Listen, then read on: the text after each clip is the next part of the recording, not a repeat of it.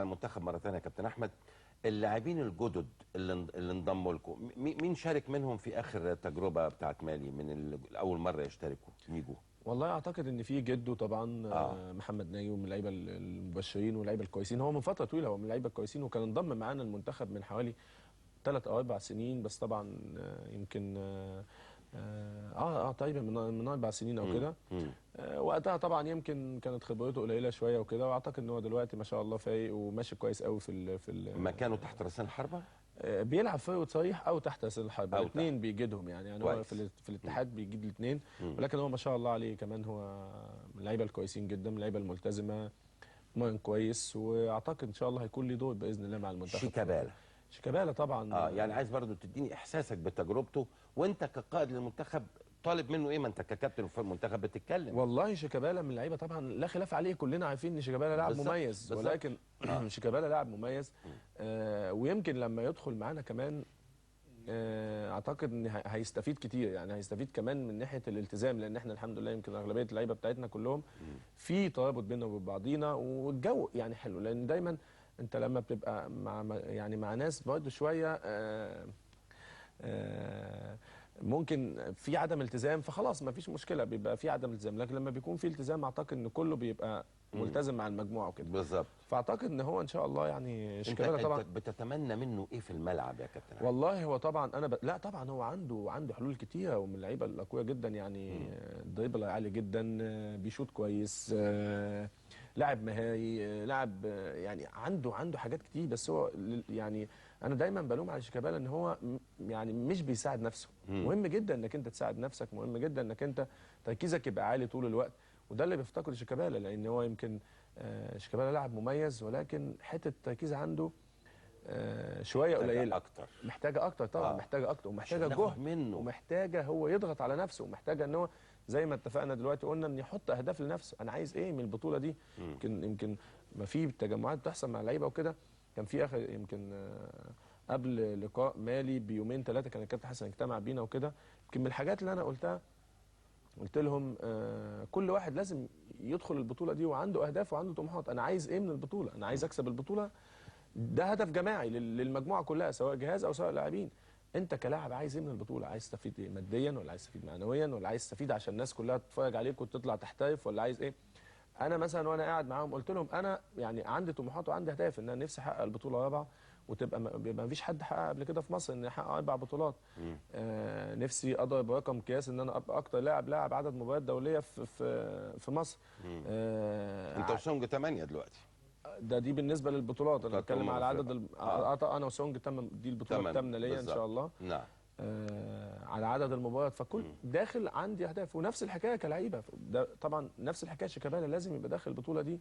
انا مش رايح لمجرد ان انا رايح بطوله وبعد سنتين انا عارف ان انا رايح بطوله ثانيه وكده، لا، لازم انا رايح البطوله دي عايز استفيد منها اكبر استفاده ممكنه. لو هو هدفه عايز يحترف، لو هو هدفه عايز يقول للناس كلها ان في واحد اسمه شيكابالا كويس، لازم يجتهد ولازم يضغط على نفسه ولازم يركز قوي ولازم يحط اهداف لنفسه، واعتقد ان هو لاعب عنده امكانيات كبيره، وان شاء الله نستفيد منه ان شاء الله يا رب. في حد تاني من الوجوه الجديده تحب تقول عليه حاجه؟ والله كل اللي موجودين، انا مش عايز بس انسى حد وكده. كل اللي موجودين هو في محمد عبد الشافي اعتقد وجه جديد، في طبعا عبد الشافي الشمال موجود، في طبعا هيبقى موجود ان شاء الله مع سيد. يعني معتصم سالم كان موجود قبل كده معاكم، اغلبيه اللي كانوا موجودين كلهم كانوا موجودين تقريبا يعني. كان في حد من بقيه المجموعه اللي تم استبعادها بصرف النظر عن طبعا ده قرار الكابتن حسن ده اكيد يعني، لكن حد بعينه كنت تتمنى انه يكون موجود في وسط الملعب، في خط الظهر، في خط الهجوم، شريف عبد الفضيل، فلان علان مثلا يعني؟ هو طبعا في اكيد طبعا، ولكن انا يعني دي اراء شخصيه، ولكن انا مش هقول اسماء طبعا، يعني ماشي. مش هقول اسماء لان طبعا ده قرار جهاز فني ولازم يحترم، وانا كمان كراجل كابتن الفريق لازم ان انا اساعد الجهاز الفني في حاجه زي كده، ان فعلا ده اختيارهم وليهم الحق، واعتقد ان هم دايما بيدوروا الاصلح والافضل، لان عمر ما هيكون الكابتن حسن شحاته او الجهاز المعاون كله حاسين ان في حد هيفيدهم وهيكسبهم وما يكونش موجود معانا، ده استحاله طبعا. فهم شايفين ان هم دول الانسب وهم دول الامثل، اتمنى بس ده يعني هل الناس بيأخذ رأيك كلها في حاجه ككابتن فرقه ولا ما؟ يعني في الحاجات اللي زي دي طبعا لا، الجهاز ليه حق بالكامل ان هو اللي بيختار وهو اللي ليه يعني ما القرار. بيجيبش تعالى يا كابتن احمد انت والله كذا كذا؟ في امور تانية، ولكن في امور تانية اللي هي الخاصه باللاعبين وكده والمعسكرات والكلام ده وكده، اكيد الكابتن حسن والكابتن شوقي بيقعدوا معايا ويتكلموا معايا فيها، ولكن الامور اختيارات اللعيبه والكلام ده وكده ده حق اصيل ليهم بالكامل، ما فيش حد بيتدخل فيه. ولكن اللي انا بس بطلبه ان هو يعني المسانده للجهاز خلاص، لان في النهايه ده منتخب مصر والله هيلعب، لا فلان ولا علان، ده منتخب مصر، فلازم نساند اللعيبه اللي موجودين، لازم نساند الجهاز اللي موجود، ونسيبنا بقى من نغمه اصلي استبعاد فلان ده ما كانش ينفع، واصلي خلاص، لان ما يعني ما فيش بديل دلوقتي غير المسانده للمنتخب. فاتمنى طبعا مسانده للكابتن حسن في خياراته، وان شاء الله ان شاء الله تكون خيارات موفقه، ويا رب ان شاء الله نرجع، لان في النهايه اللي هيسعد كل شعب مصر كله. انتوا بتسعدوا الملايين. كابتن احمد قبل ما نروح الترابيزه الثانيه ونتكلم في اخبار عالميه ونقرا الصحافه، مجموعتنا شايف مباراتنا مع نيجيريا، انت لعبت طبعا قدام نيجيريا كتير قبل كده، وبعدين نيجيريا المره دي داخله بتقلها جدا، وبعدين مارتينيز رجع والاوبافيمي والمجموعه كلها يعني مكتمله. شايف المباراه دي مباراه عصيبه، مباراه مفتاح اللي يكسب فيها يعدي، مباراه تعادل يبقى مرضي على حساب الفرقتين التانيين، يعني وجهه نظرك في المباراه دي؟ طبعا يعني بالنسبه للتاريخ طبعا، فاكيد منتخب نيجيريا ليه اسم كبير طبعا في عالم الكره الافريقيه. اكيد طبعا مباراه هتبقى صعبه جدا لكلا الطرفين، لان هم طبعا عاملين حساب كبير لينا، متابعيننا بشكل كويس، واحنا كمان اعتقد ان احنا نعرف كل نجومهم، فاكيد هتكون مباراه قويه. اتفرجتوا على ماتشات ليهم في دبي؟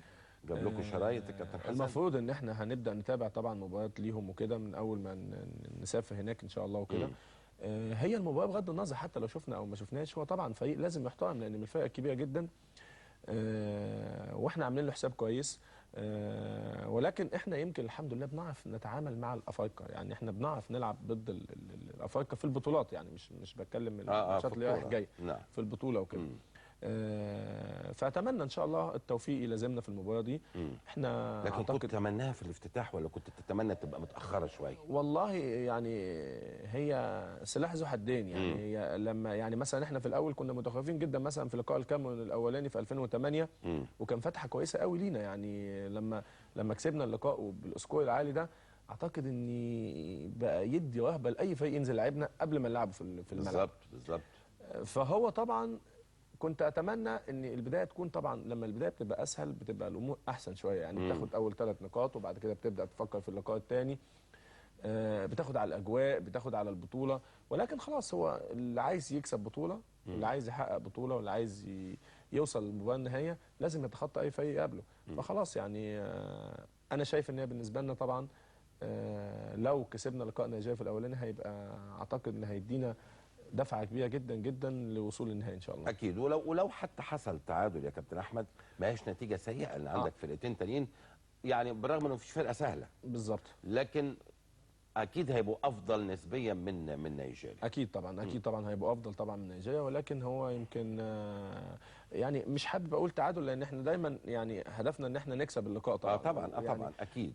انما طبعا حتى لو تعادل يبقى نتيجه مرضيه، لاني اعتقد ان بعد كده المباريات اللي بعديها موزمبيق وبنين طبعا مش سهله، ولكن يعني هيكون كل حاجه بانت والفرق اللي قدامنا هنكون شفناها على الطبيعه وشفناها جوه الملعب وكده، هتكون الامور ان شاء الله افضل. خلي بالك موزمبيق اقصت تونس من كاس العالم على ملعب تونس بهدف نظيف. دي حقيقه طبعا. دي حقيقه طبعا، وهم من الفرق الكويسه.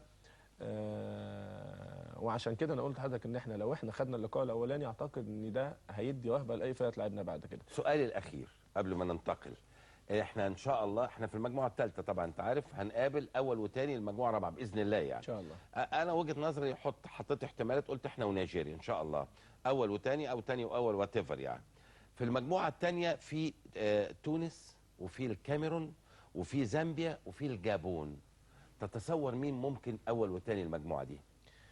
والله هي مجموعه برضه مش سهله يعني. يعني انا شايف ان كاميرون، تونس، زامبيا كمان منتخب كويس، الجابون المنتخبات الكويسه، فالموضوع هيبقى فيه صعوبه، ولكن انا بقول طبعا الكاميرون اكيد. كاميرون اكيد يعني اعتقد ان هي خبرتها وخبره لاعبتها وبالظبط يعني ترجحهم ان هم يصعدوا. زائد طبعا فئه من الثلاثه يمكن بقول طبعا تونس، لان هم عندهم خبرات افريقيه كتيره، و يعني في جابون وفي زامبيا من الفئتين لا يستهان بهم طبعا، وممكن نلاقي واحده منهم. يعني انا طبعا اتمنى